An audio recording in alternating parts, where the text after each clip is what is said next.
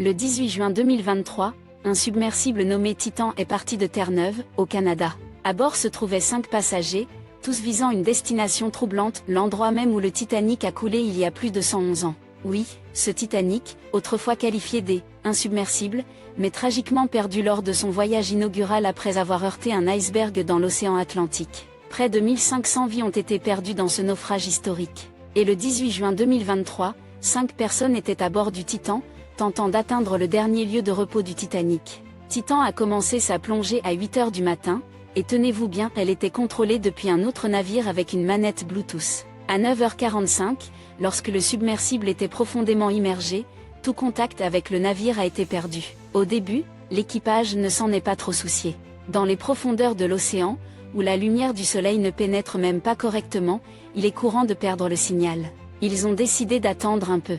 Mais à 15 h, toujours rien. À ce moment-là, les 5 passagers auraient dû être revenus à bord sains et saufs. Mais ce n'était pas le cas. L'équipage a attendu près de 3 heures de plus. Et après tout ce temps, sans aucun signe du submersible, ils ont compris peut-être que les systèmes de communication ou de navigation du Titan étaient endommagés. C'est peut-être pour ça qu'ils ne revenaient pas. C'est alors qu'ils ont alerté les gardes-côtes américains, qui ont lancé une enquête sur la disparition. Près de 4 jours plus tard, l'épave a été découverte. Mais à ce moment-là, le submersible était déjà en morceaux. Alors, que s'est-il vraiment passé avec le Titan? Fait intéressant, des membres de la Marine Technology Society avaient averti de cette possibilité. Pourquoi?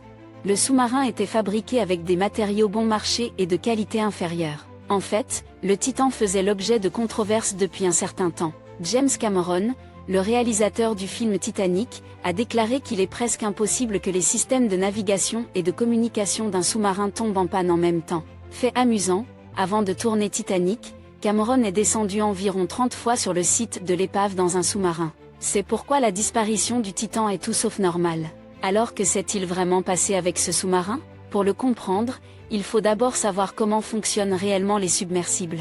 Un sous-marin est un type particulier de véhicule sous-marin qui peut se déplacer à la fois à la surface de l'océan et en profondeur. Il est construit avec de grands réservoirs à l'avant et à l'arrière, qui peuvent être remplis ou vidés d'eau de mer grâce à des pompes. Lorsque les réservoirs sont pleins, le sous-marin devient plus lourd que l'eau et commence à couler. Pour remonter, les réservoirs sont vidés, ce qui le rend plus léger que l'eau. C'est l'astuce simple derrière le fonctionnement d'un sous-marin. Si vous mettez une bouteille dans l'eau, elle commence à flotter. Mais si vous appuyez dessus, la bouteille commence à couler. Et à ce moment-là, ce n'est pas seulement votre main qui exerce une pression, la pression de l'eau agit aussi. Quand cette pression devient trop forte, la bouteille commence à se fissurer. Quelque chose de similaire a peut-être arrivé au Titan. La plupart des sous-marins sont fabriqués en titane, un métal réputé pour sa solidité et sa résistance à la pression de l'eau. Mais le Titan n'était pas seulement construit en titane, il utilisait aussi de la fibre de carbone. Vous pourriez penser, attendez, la fibre de carbone n'est-elle pas aussi très résistante? Et oui, elle l'est. Mais lorsque la pression de l'eau agit sur la fibre de carbone, elle s'effondre complètement. Cela signifie que ce matériau ne peut tout simplement pas supporter la pression des grands fonds marins. Les scientifiques pensent que, sous la pression croissante de l'eau autour du Titan, celui-ci a été écrasé en seulement 0,2 secondes. À cet instant, tout le submersible a été détruit et tout le monde à l'intérieur est mort en même temps. Mais voici ce que tout le monde se demande: si le Titan avait déjà atteint les profondeurs marines plusieurs fois, que s'est-il passé cette fois? Pourquoi s'est-il effondré si soudainement?